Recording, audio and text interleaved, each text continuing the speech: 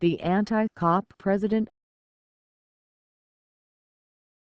Any hopes that the nation's first black president could uplift the nation's black underclass went up in smoke Sunday when Barack Obama doubled down on his blaming of America's police for the recent cop massacres that amount, as Heather McDonald brightly says, to a war on cops.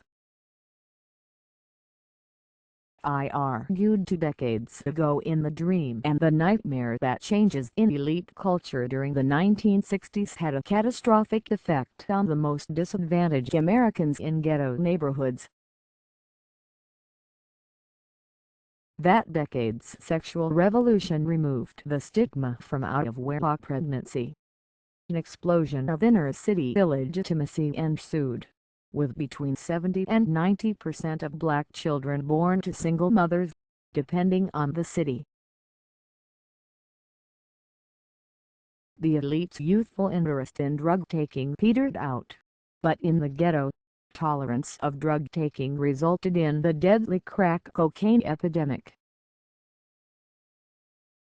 Elite culture's wholly praiseworthy political push for black civil rights ended in a destructive turn, with intellectuals arguing that punishing black crime, as one bestseller's title had it, was blaming the victim. In other words, centuries of slavery and Jim Crow, giving way to lingering racial discrimination, made young black men justifiably angry and rebellious, and their anger, along with the barriers a larger society placed between them and gainful employment, resulted in criminal behavior that was understandable and almost justifiable. So by the early 1990s, murders in New York, for example, mostly by young black men killing other blacks, were occurring on average every 4 hours, every day. The same spirit of elite racial contrition made generous welfare payments, with virtually no questions asked, seem like appropriate reparations for the long mistreatment of African Americans. In this way, government ended up enabling the spread of out-of-wedlock childbearing, which the culture had legitimated. But those fatherless welfare families proved far from ideal for raising successful, law-abiding children. What came to be called the cycle of poverty, single parenthood, school dropout, drug use, crime, non-work, welfare dependency went into overdrive. This was a cultural problem, the problem of beliefs, worldview, values, and attitudes. Elite culture had defined the ghetto underclass as victims and validated self-destructive attitudes and behavior.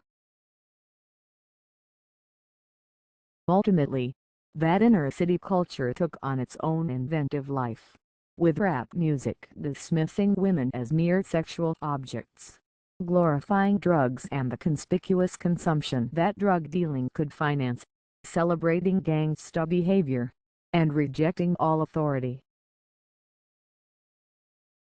The anthem for this impulse, so to speak, was N.W.A.'s 1988 track "DHA Police."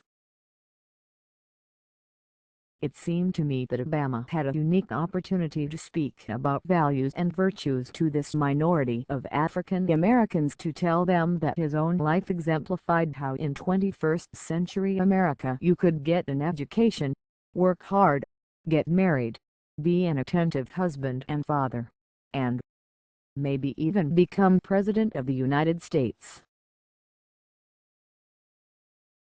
How disappointing that he chose the other tack, stoking grievance and resentment over supposed victimization by all authority, whether from teachers, cops, or potential employers. He and his attorneys general went sniffing out evidences of racism everywhere, and demonizing the police. Even after 5 officers were assassinated by an enraged black murderer in Dallas, he said, inaccurately, falsely, and callously. There are legitimate issues that have been raised, and there's data and evidence to back up the concerns that are being expressed by these Black Lives Matter protesters. And if police organizations and departments acknowledge that there's a problem and there's an issue, then that, too, is going to contribute to real solutions. And, as I said yesterday, that is what's going to ultimately help make the job of being a cop a lot safer. It is in the interest of police officers that their communities trust them and that the kind of rancor and suspicion that exists right now is alleviated.